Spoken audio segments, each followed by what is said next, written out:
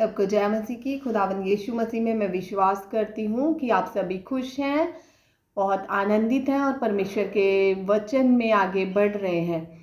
खुदावंद का धन्यवाद करते हैं कि परमेश्वर ने ये सुंदर समा दिया है जिसमें हम परमेश्वर के वचन में से सीख सके कि परमेश्वर का आत्मा हमें क्या सिखाना चाहता है।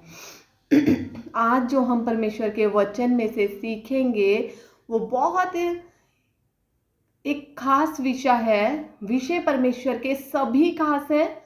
उत्पत्ति से लेकर प्रकाशित वाक्य तक एक एक वचन परमेश्वर का बहुत खास है।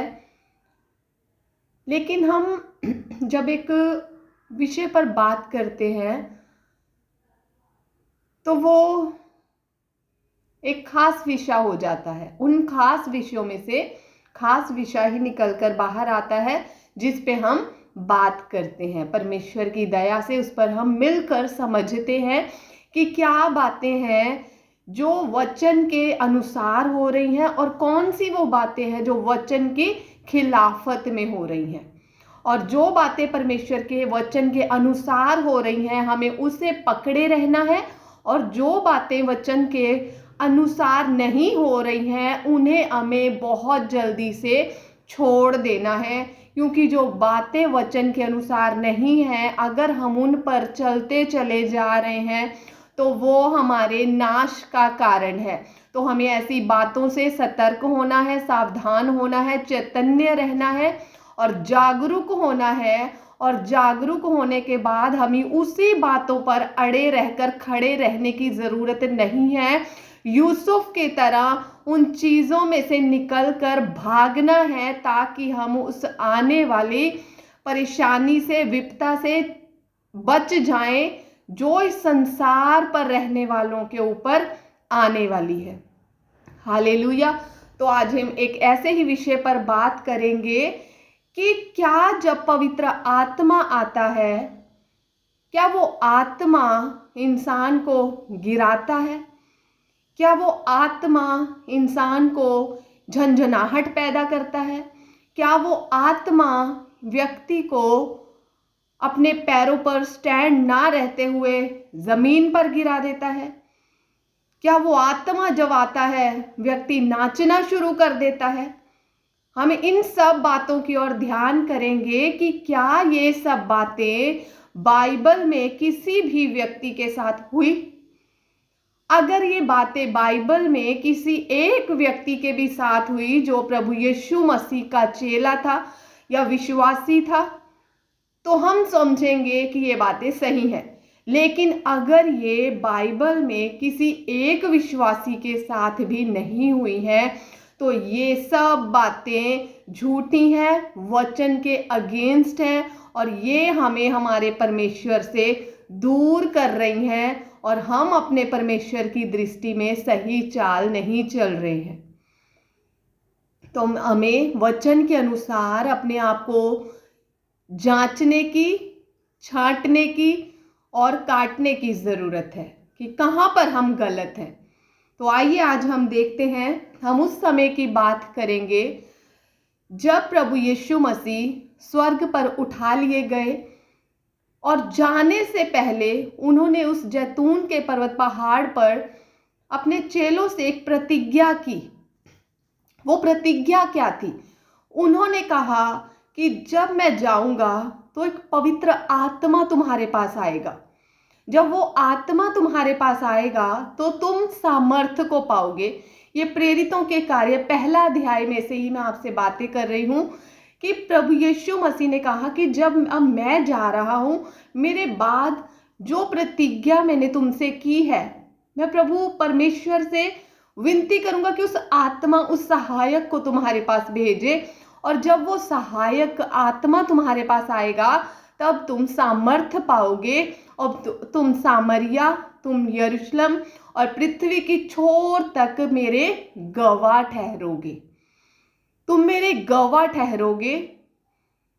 प्रभु यीशु मसीह ने किस गवाही को कहा कि इस बात की तुम गवाही दोगे लोगों के सामने कि मैं जब जीवित था तो मैं किस तरह से तुम्हारे साथ रहा, कैसे मैंने अपने विषय में पहले से ही तुमसे बातें बताई कि कैसे मनुष्य का पुत्र पापियों के हाथ पकड़वाया जाएगा, क्रूस पर लटकाया जाएगा और मार दिया जाएगा और तीसरे दिन मुर्दों में से जी उठेगा और फिर वो स्वर्ग पर चेलों के सामने ही उठा लिया गया।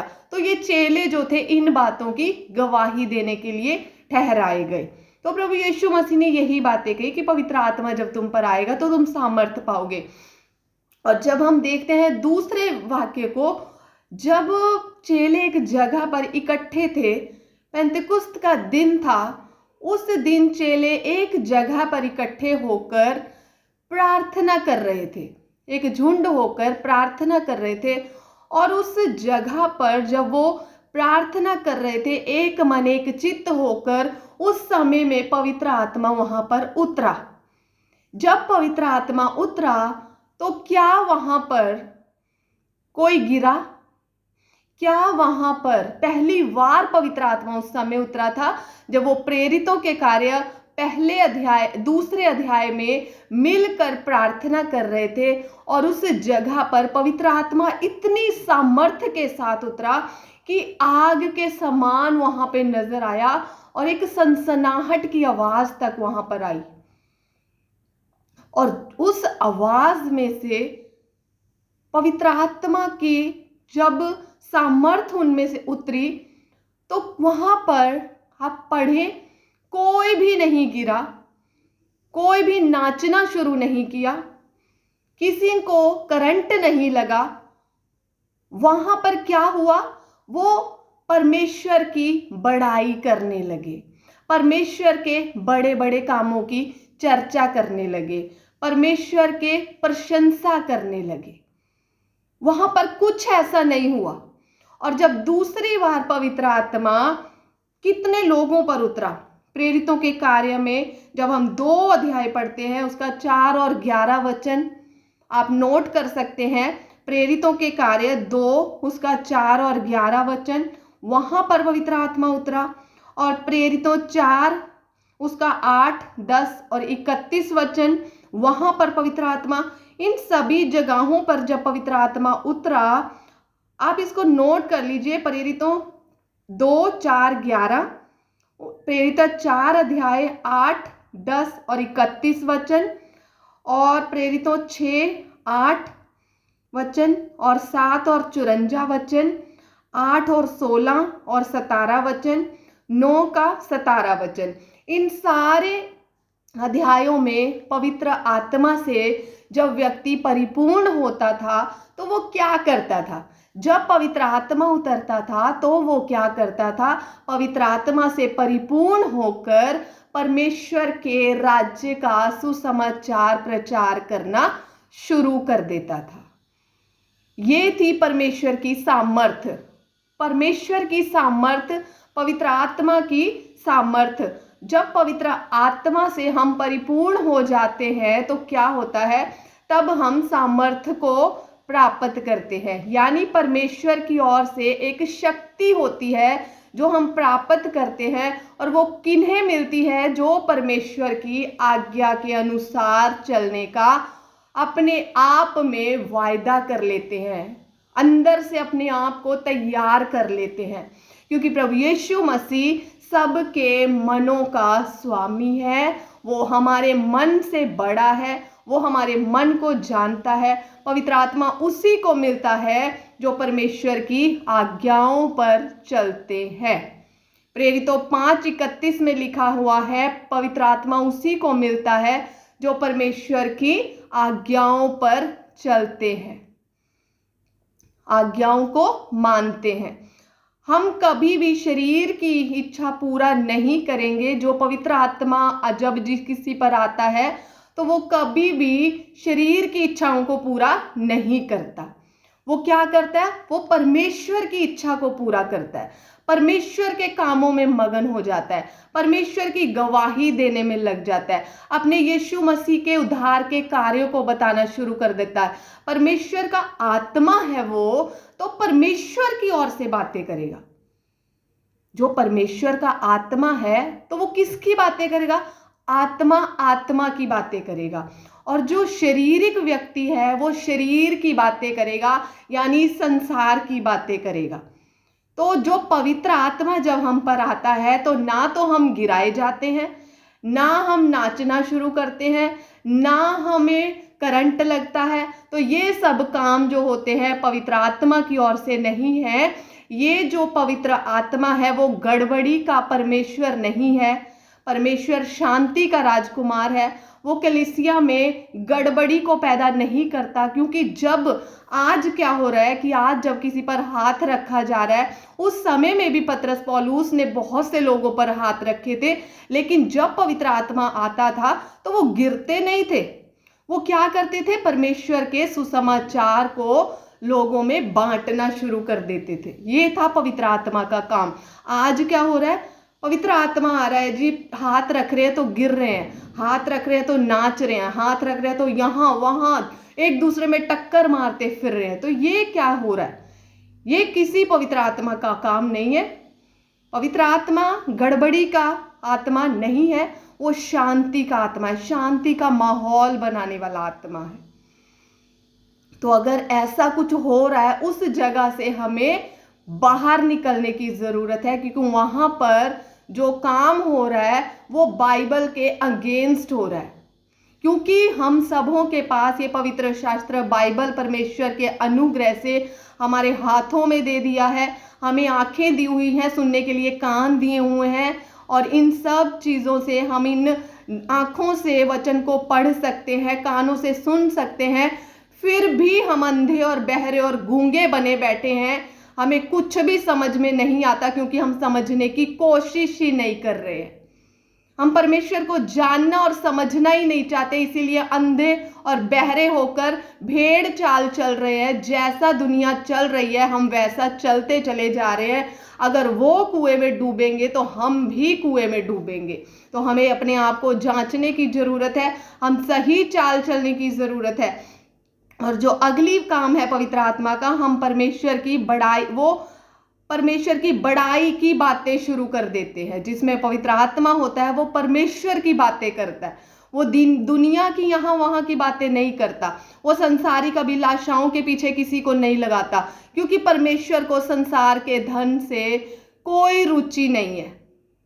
परमेश्वर को इस संसारिक धन में कोई रुचि नहीं है, क्योंकि प्रभु यीशु मसीह के खुद वचन में लिखा है, संसार के धन की ओर दृष्टि ना लगाओ, उस स्वर्गीय धन पर अपना मन लगाओ जहां पर कीड़ा और काई नहीं बिगाड़ते। तो आप सोच कर देखें कि जिस प्रभु यीशु ने इस बात को कह दिया कि संसार के धन पर अपना मन ना लगाओ, तो वो कैसे पवित्र आत्मा इस धरती की चीज के लिए भविष्यवाणी कर सकता है? तो ये सब जो हो रहा है ये पवित्र आत्मा की तरफ से नहीं, ये उस आत्मा की तरफ से हो रहा है जो इस संसार की अभिलाषा में हम सबको गिराना चाहती है।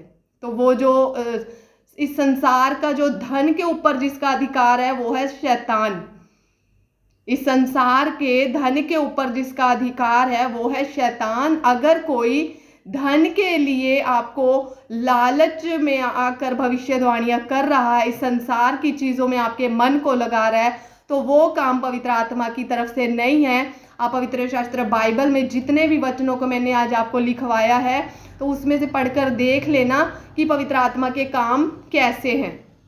आगे हम परमेश्वर से उस वचन को सही रीति से, जब पवित्र आत्मा हम पर आता है तो हम परमेश्वर से उस वचन को सही रीति से और बिल्कुल ठीक और सच्चाई के साथ अनुवाद करना सीख जाते हैं। परमेश्वर के वचन को हम समझना सीख जाते हैं, उसका बिल्कुल सही और ठीक और सच्चाई के साथ लोगों में बांटना शुरू कर देते हैं, बिना गड़बड़ी के साथ। हम परमेश्वर के फिर वचन में मिलावट नहीं करते, अपनी ओर से कुछ भी नहीं कहते, फिर परमेश्वर के वचन की बातों को लोगों में बताते हैं।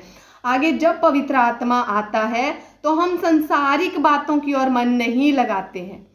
अगला, क्योंकि जब भी प्रेरितों पर या किसी पर भी पवित्र आत्मा आया तो वो कभी गिरे नहीं, वो कभी उछले नहीं, वो कभी उन्हें करंट नहीं लगा, क्योंकि वो देखिए वो प्रभु यीशु मसीह के साथ रहने वाले थे।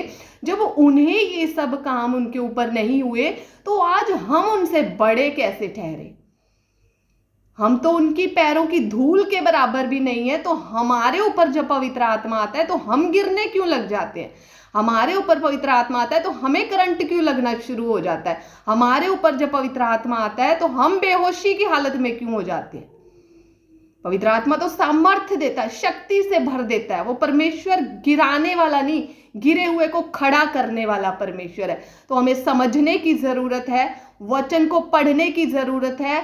अंधों की तरह भेड़ चाल चलने की जरूरत नहीं है। हमारे हाथ में पवित्र शास्त्र है, इसे हर रोज पढ़े, हर रोज इस पर मन लगाएं। चाहे एक पहरा ही पढ़े, चाहे एक वचन ही पढ़े, लेकिन उसे सही तरीके से और सही रीति से पढ़े और परमेश्वर से मांगे कि प्रभु हमें सही सही वचन को समझना और इस पर चलने के लिए सामर्थ्य प्रदान कर।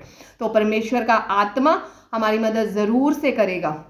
इसलिए प्रभु भक्ति आगे लिखा है कि वही जो शांति का राजकुमार है वो हमें शांति में रहकर आत्मा को ग्रहण करने की शक्ति देगा।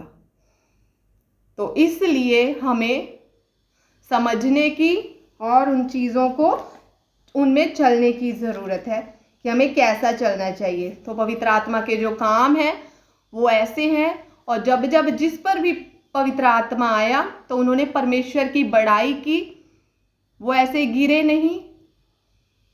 अगर हम ऐसा कर रहे हैं तो हम गलत कर रहे हैं। हम एक दूसरे को देख कर वही काम कर रहे हैं। वो हाथ, उस पे हाथ रखा गया और वो गिर गया, अब मुझ पे हाथ रखेंगे मैं भी गिर जाऊं, ऑटोमेटिक वो चीज एक दूसरे में ट्रांसफर होती चली जा रही है।